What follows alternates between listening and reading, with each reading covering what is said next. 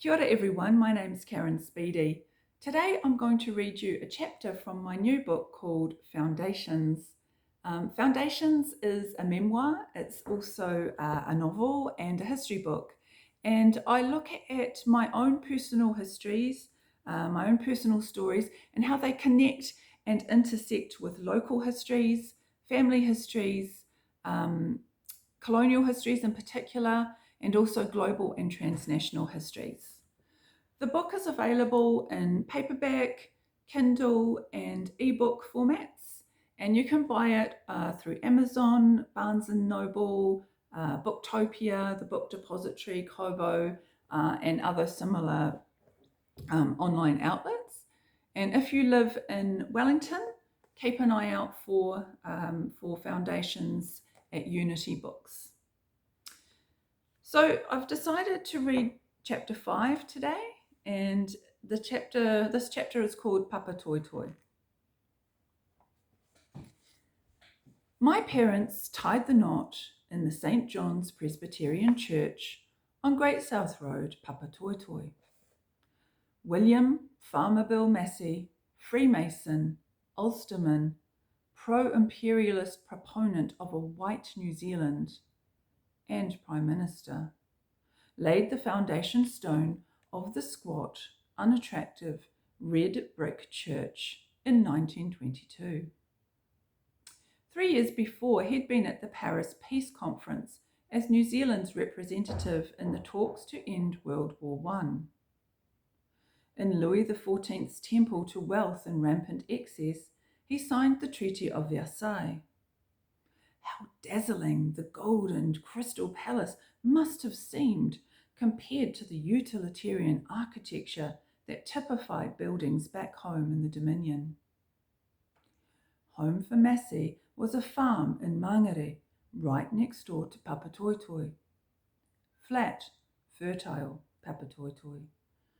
A strip of land separating the Waitemata and Manukau harbours, where routes to north and south crossed. It had been a thriving trade and portage area for Māori and continued to be a passing through space for colonisers. Papa Toi Toi also lay at the heart of the infamous Fairburn Purchase. In their raids of the 1820s, Ngāpuhi warriors had caused resident iwi to flee their homes in South Auckland for Hauraki and the Waikato. On their return in the mid-1830s, there was conflict over resources and interests. The missionary Henry Williams suggested a way to end the dispute: sell the land to the Church Missionary Society. A hui was held at Otahuhu. The rangatira debated fiercely, but finally complied. Walking out of the hui, clutching the land purchase deed signed by 32 Māori chiefs who, for the most part, couldn't read, CMS catechist William Fairburn must have felt like he'd hit the jackpot. The year was 1836. The Treaty of Waitangi was 4 years away, and Fairburn, in the name of Christian charity, had snatched up some 33,000 hectares of prime land from Otahuhu to Papakura and from the Wairoa River to the Tamaki River. South Auckland had been bought/stolen for 90 blankets, 24 axes, 24 adzes, 26 hoes, 14 spades, $80, 900 pounds of tobacco, 24 combs, and 12 plain irons. The Crown later took much of this land back from Fairburn to distribute to settlers, who promptly chopped it up into farms. By 1855, the settler population was significant enough to warrant opening the original Presbyterian Church. In 1856, its cemetery welcomed its first settler body. St. John's Church is set close to the Great South Road near the Hunters Corner shops. The Starlight Cinema, formerly the Otara Luxury Theatre, used to sit on the other side of the church before it became a car sales yard and was eventually closed down. Mum worked as an usherette at the Picture Theatre for a while in the 1980s. She wore a light blue smock that zipped up in the front, tan pantyhose, and sensible shoes. She rolled ice cream, sold jaffas and tangy fruits, and directed patrons to their seats in the dark with a torch. She'd shine the torch on anyone who dared put their feet on the seats. "Feet off!" she'd admonish them in her stage whisper. She never said if she found couples in compromising positions in the back row. There are a few pictures of my parents taken before the wedding. They look like film stars. Glamorous, bright eyes, white teeth, thick black hair, slim. Mum in one of her cocktail dresses that she had sewn the night before.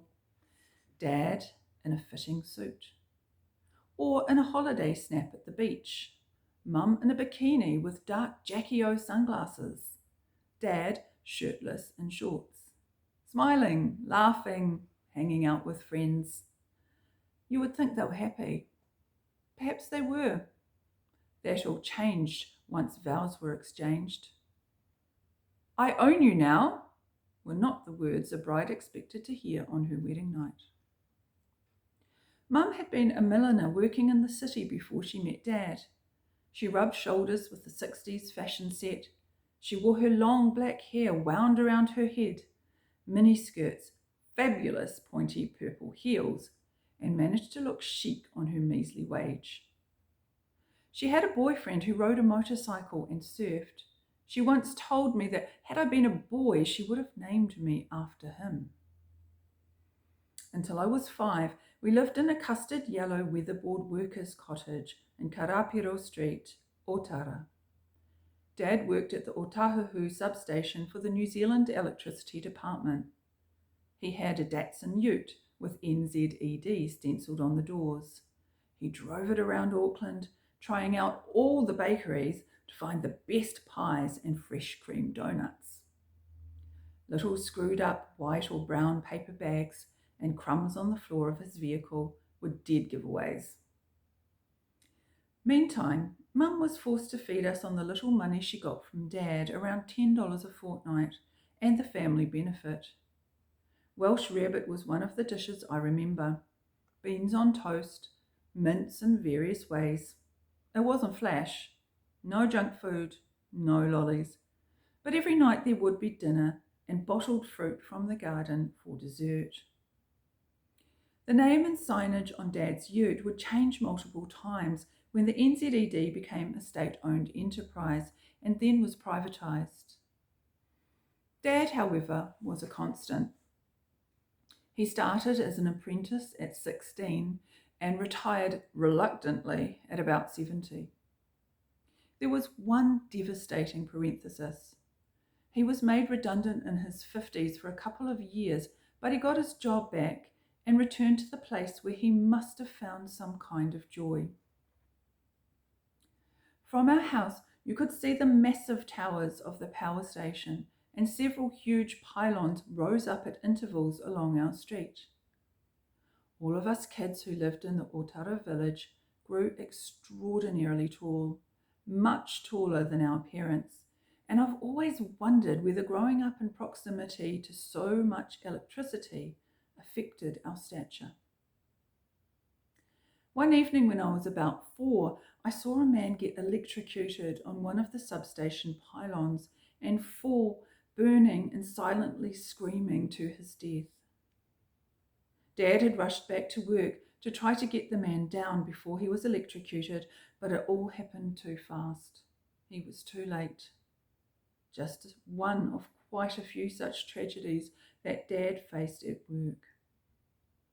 I remember hearing quiet sobs coming from my parents' bedroom that night.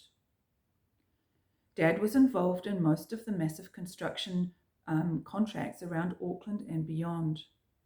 For years he travelled to Huntly and the Waikato and back to set up the Huntly power station, and then to Glenbrook to work on the power station they were building there. He'd leave incredibly early in the morning. Sometimes his radio, or his wireless as he called it, would wake me up, and I'd hear him in the kitchen making his breakfast. 4 Weet-Bix, sugar, hot water, and milk. Mostly, though, by the time I was awake, he had long gone. When he got home, often late, he'd eat and fall asleep in front of the telly. On Friday nights, he worked at the men's clothing store Todd's in Otahuhu. On weekends, he played cricket, rugby, or golf. As a child, I barely knew him. I always wished I knew him more. Thank you for listening to Chapter 5, and I hope that you will enjoy the rest of the book. Bye.